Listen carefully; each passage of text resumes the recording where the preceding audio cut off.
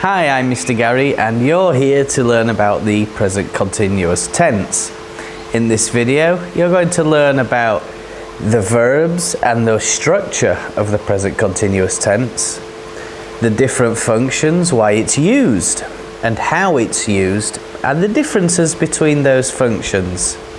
There are going to be plenty of examples, and in the description below I'll leave a link to my quiz that I've made for you, available on my website at mrgary.com. Okay, let's dive right in and learn about the present continuous tense. What is present continuous? The present continuous, or present progressive as it's sometimes known, is used to show that an action started in the recent past and is continuing up to the present moment and beyond.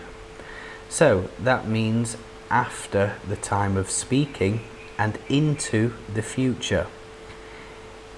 Later in this presentation we're going to look at some timelines that will help us understand better how the present continuous works. How to make present continuous tense. Okay, so we begin by looking at the subject. You should by now know what subjects are. It's the person or people that the sentence is about. For example, he, she, it, etc. Once we have the subject, then we need to use the auxiliary verb of be, which is, am, or are. This is dependent on whether the subject is a singular or a plural subject. Okay, once we've got those two components of the present continuous, we simply add the verb 1, or the present participle of the verb, and then add ing. Here we can see the example is talking. Talking. As you can see, what we've done so far is just looked at the affirmative way in which we use present continuous. So the opposite of affirmative is negative.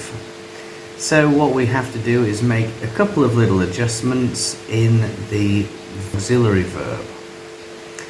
And once we make those adjustments, we can easily change the sentence from a positive into a negative sentence. Right, so once again we begin with the subject. In this case, we are using she. In this example, we are using is not or isn't. We could also use aren't or are not. Or we can use am not. Notice we cannot conjugate or join together am and not. Eminent. We cannot do that.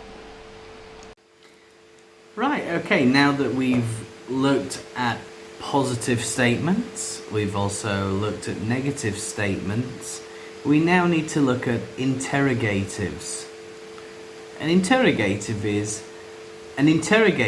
is the way that we apply that tense and use it in a question form.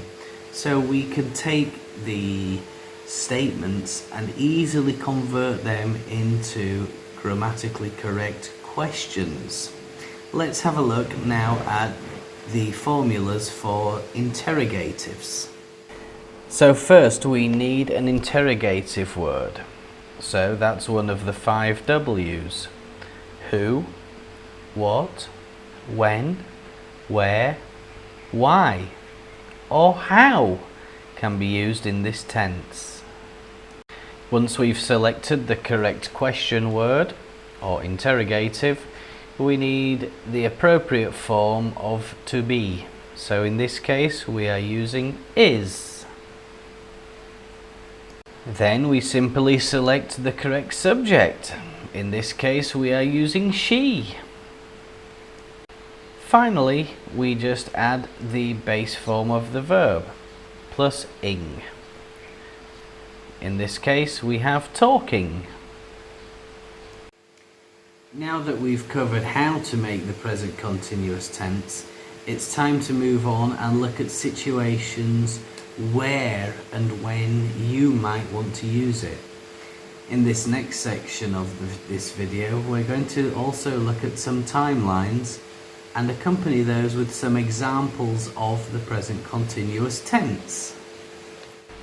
Okay, if we look at this timeline, the first vertical line is the time immediately before now, which is indicated by the X.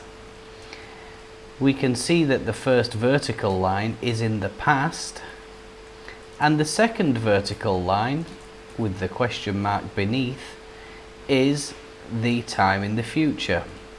So we've already said that the present continuous can show us an event that started in the past, continues through now, and will end at some point in the future.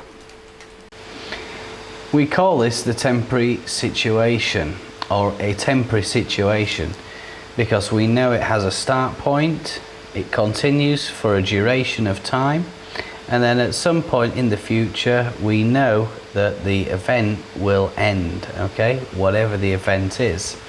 Let's move on now to have a look at some other instances where you might use present continuous tense. Repeated actions. The present continuous can show us that the same action happens repeatedly over a length of time. Let's look at these examples and a timeline to see how it can be applied. Example: my mother is always telling me to study hard at school. Why are you continually criticizing me?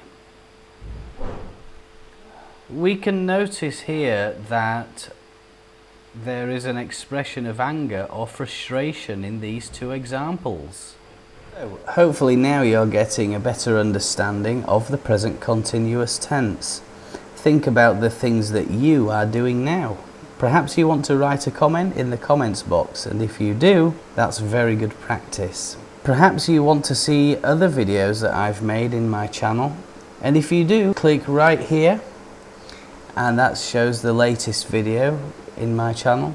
Or perhaps you want to learn more about English, and if you do, just tap here. And don't forget, please do like and subscribe by clicking the subscribe button and the notification bell for more updates from my channel. Thank you very much for watching. Take care of yourselves, and I'll see you next time.